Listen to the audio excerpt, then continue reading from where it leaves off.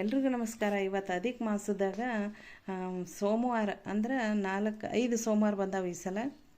ಅಧಿಕ ಮಾಸದಾಗ ಸೋಮವಾರ 16 ಸೋಮವಾರ ಮಾಡಿದ್ರೆ ಅಂದ್ರೆ 16 ಸೋಮವಾರ ಮಾಡಿದಷ್ಟು ಫಲ ಸಿಗುತ್ತಂತೆ. ಅಂದ್ರೆ ಒಂದು ಸೋಮವಾರ ದಿನ 4 ಈಶ್ವರ, ಒಂದು ಸೋಮವಾರ 4, ಈ ಥರ ಸೋಮವಾರ 4 ಈಶ್ವರನ ಮಾಡಿ ಪೂಜೆ ಮಾಡಿದರೆ 16 ಸೋಮವಾರ ಅಂದ್ರೆ 4 ಸೋಮವಾರ ಮಾಡಿ 5ನೇ ಸೋಮವಾರ ಮುಗಿಸ್ಬಿಡೋದು. ಎಷ್ಟು ಸೋಮವಾರ ಬಂದಿರ್ತಾವೆ ಅಷ್ಟು ಮಾಡೋದು.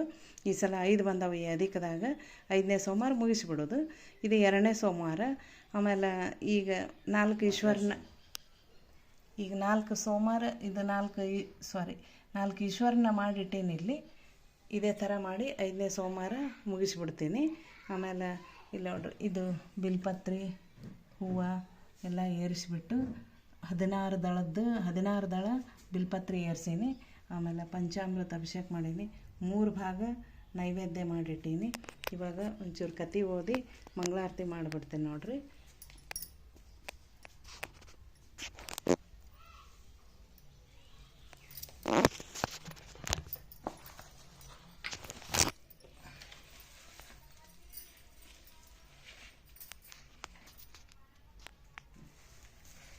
ಬೆಳಕು ಬಿಡ್ರಿ ಒಂಚೂರು. ಅಲ್ಲಿಂದ ಹಿಂದಿರುಗಿದಳು. ಹಾಗೆ ಮತ್ತೊಂದೆಡೆ ಸಾಗಿ ಅಲ್ಲಿರುವ ಸರೋವರಕ್ಕೆ ಹೋದಳು. ಹವಣಿಸಿ ನೀರು ಕುಡಿಯಬೇಕೆಂದು ನೀರಿನಲ್ಲಿ ಕೈ ಹಾಕಿದಳು. ನದಿಯಲ್ಲಿಯ ಪ್ರಕಾರವೇ ಅಲ್ಲಿಯೂ ಆಕೆಗೆ ಕಂಡು ಬಂದಿತು. ಕಡೆಗೆ ಆಕೆಯು ಸರೋವರದ ದಂಡೆಯ ಮೇಲೆ ಇರುವ ಒಂದು ಮರದ ಕೆಳಗೆ ಹೋಗಿ ಕುಳಿತು ಒಂದೇ ಸವನೆ ಹಳ ಹಚ್ಚಿದಳು. ಆ ಸರೋವರ ಸನಿಯದಲ್ಲಿ ಒಬ್ಬ ವೃದ್ಧ ಗೋಸಾವಿಯು ಆಶ್ರಮ ಕಟ್ಟಿಕೊಂಡು ಇರುತ್ತಿದ್ದನು. ರಾಜಪತ್ನಿಯು ಅಳುತ್ತಿರುವ ಧ್ವನಿಯನ್ನು ಕೇಳಿ ಅವಳು ಹತ್ತಿರ ಬಂದಳು. ಆಕೆ ವೃತ್ತಾಂತವನ್ನೆಲ್ಲ ಕೇಳಿ ಮರಮರನೆ ಮರುಗಿದನು. ಸಾಧುಗಳ ಹೃದಯವು ಬಲು ಕೋಮಲವಾಗಿರುವುದಲ್ಲದೆ ಆ ಗೋಸಾವಿಯು ತನ್ನ ಮೃದುನುಡಿಗಳಿಂದ ಆಕೆಯನ್ನು ಸಂತೈಸಿ ತನ್ನ ಆಶ್ರಮಕ್ಕೆ ಕರೆದೊಯ್ದನು. ಮಗಳೆಂಬ ಭಾವನೆಯಿಂದ ಪೂರ್ಣವಾಗಿ ಆತನು ಆ ರಾಜಪತ್ನಿಯನ್ನು ಉಪಚರಿಸ ಹತ್ತಿದನು. ಆದರೂ ಆಕೆ ಉಣ್ಣುವ ಅನ್ನದಲ್ಲಿಯೂ ಕುಡಿಯುವ ನೀರಿನಲ್ಲಿ ಹುಳುಗಳು ಮಾತ್ರ ತಪ್ಪಿರಲಿಲ್ಲ. ಗೋಸಾವಿಗೆ ಇದರ ಕಾರಣವು ಗೊತ್ತಾಗಲಿಲ್ಲ. ಆಗ ಅವನು ತನ್ನ ಆತ್ಮಬಲದಿಂದ ಶ್ರೀ ಚಂದ್ರಶೇಖರನನ್ನು ಕುರಿತು ಅನುಷ್ಠಾನ ಮಾಡಿದನು. ಅವನ ಅನುಷ್ಠಾನದಿಂದ ಶಿವನು ಪ್ರತ್ಯಕ್ಷನಾದನು. ಗೋಸಾವಿಯು, ದೇವ, ಈ ರಾಜಪತ್ನಿಯು ಇಂಥ ಹೀನಾವಸ್ಥೆಗೆ ಬಂದಿರುವ ಕಾರಣವೇನು ಎಂದು ಕೇಳಲು ಶಿವನು, ಸಾಧು, ಈಕೆಯು ತನ್ನ ಪತಿಯು ಮಾಡುತ್ತಿರುವ ವ್ರತಕ್ಕೆ ಭಂಗವನ್ನುಂಟು ಮಾಡಿದಳು. ಆದ ಕಾರಣ ಇದರಿಂದಲೇ ಇವಳು ಈ ದುಸ್ಥಿತಿ ಬಂದಿರುವಳು.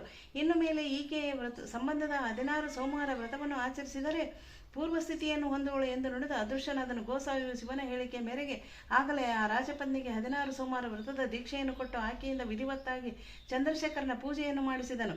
ಇದರಿಂದ ಅವಳ ದುಸ್ಥಿತಿ ಹಿಂದಾಗ ಹತ್ತಿತು. ಆತ ಸುಧಾಕರ ರಾಜನು ತನ್ನ ಪತ್ನಿಯನ್ನು ಹೊರತಳ್ಳಿ ವ್ಯಾಕುಲಕ್ಕೆ ಗುರಿಯಾದನು. ಕಣ್ಮರೆಯಾಗಿದ್ದ ಆಕೆಯನ್ನು ಶೋಧಿಸುವುದಕ್ಕೆ ಸುತ್ತಲೂ ಚಾರರನ್ನು ಕಳಿಸಿದನಲ್ಲದೆ ತಾನು ರಥವನ್ನೇರಿ ಸುತ್ತಲಿನ ಪ್ರದೇಶದಲ್ಲೆಲ್ಲ ತನ್ನ ಹೆಂಡತಿಯನ್ನು ಹುಡುಕುತ್ತಲಿದ್ದನು. ಹೀಗೆ ಹುಡುಕುತ್ತಾ ಅವನು ಗೋಸಾವಿಯ ಆಶ್ರಮಕ್ಕೆ ಬಂದನು. ಅಲ್ಲಿ ವ್ರತಸ್ಥಳಾಗಿ ಕುಳಿತಿದ್ದ ಪತ್ನಿಯನ್ನು ಕಂಡನು. ಗೋಸಾವಿಗೆ ವಂದಿಸಿ ತನ್ನ ತಪ್ಪು ಅವನಿಗೆ ವಿದಿತಪಡಿಸಿದನು. ಆ ಪತಿಪತ್ನಿಯರಿಬ್ಬರಲ್ಲಿ ಪಶ್ಚಾತ್ತಾಪ ಉಂಟಾದುದನ್ನು ತಿಳಿದು ಗೋಸಾವಿಯ ರಾಜನ ಸಂಗಡ ಆಕೆಯನ್ನು ಕಳುಹಿಸಿಕೊಟ್ಟನು. ರಾಜರಾಣಿಯರು ಕೂಡಿಕೊಂಡು ರಥದಿಂದ ನಗರಕ್ಕೆ ಬಂದರು. ಬಹುದಿನದಿಂದ ಅಗಲಿ ಹೋಗಿದ್ದ ರಾಜಪತ್ನಿಯನ್ನು ಮಂತ್ರಿ ಪುರೋಹಿತರು ಮೊದಲಾದವರು ಒಳ್ಳೆಯ ವೈಭವದಿಂದ ಬರಮಾಡಿಕೊಂಡರು. ರಾಜಪತ್ನಿಯು ಪುನರಾಗಮನದಿಂದ ಎಲ್ಲರಿಗೂ ಆನಂದವೇ ಆನಂದ. ಅತೀ ಮಹತ್ವವಾದ ಈ 16 ಸೋಮವಾರ ವ್ರತವನ್ನು ಆಚರಿಸುವವನು ಶಿವನ ಕಲ್ಯಾಣಕ್ಕೀಡಾಗುವನು, ಇಚ್ಛಿತ ಫಲ ಹೊಂದುವನು. ಅವನ ದ್ರೋಹವು, ದಾರಿದ್ರ್ಯ, ಸಂಕಟಗಳು ದೂರಾಗುವು, ಆಯುರಾರೋಗ್ಯ, ಕೀರ್ತಿ, ಸಂಪದಗಳು ವರ್ಧಿಸುವು. ಈ ಕಥೆಯ ಶ್ರವಣ ಪಠಣಗಳನ್ನು ಮಾಡುವವರಿಗೆ ಶಿವಪ್ರಸನ್ನತೆಯು ಸಹಜವಾಗಿ ಆಗುವುದು. ಪೂರ್ವಾಪರದಿಂದ ನಡೆದು ಬಂದ ಈ 16 ಸೋಮವಾರ ವ್ರತಕಥೆಯು ಸತ್ಯವೆಂದು ಬುದ್ಧಿವಂತರು ತಿಳಿಯಲಿ.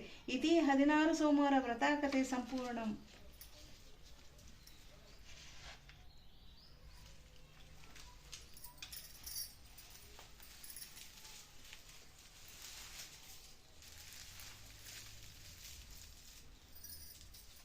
ಶಿವಪ್ಪನ ಹಾಡು ಯಾವ್ದು ಅಂತಲ್ಲ, ಗೌರಿ ಹೇಳ್ತೀರಲ್ಲ ಯಾವ್ದು,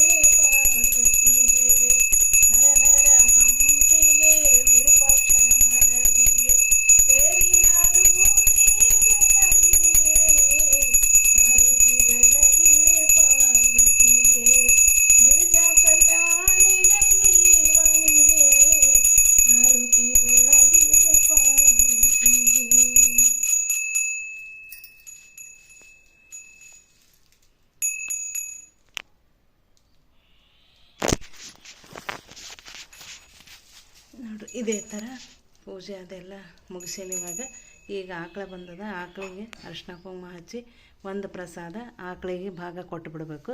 ಒಂದು ಭಾಗ ಏನದಲ್ಲ ಎಲ್ಲ ಕತೆ ಕೇಳಿ ಕೂತವ್ರಿಗೆ, ಮನೆಯವ್ರಿಗೆ, ಅಕ್ಕಪಕ್ಕದವ್ರಿಗೆ ಎಲ್ಲರಿಗೂ ಹಂಚಬೇಕು. ಒಂದು ಭಾಗ ಏನದಲ್ಲ ಅದನ್ನು ಪ್ರಸಾದ ನಾವು ಸ್ವೀಕರಿಸಬೇಕು.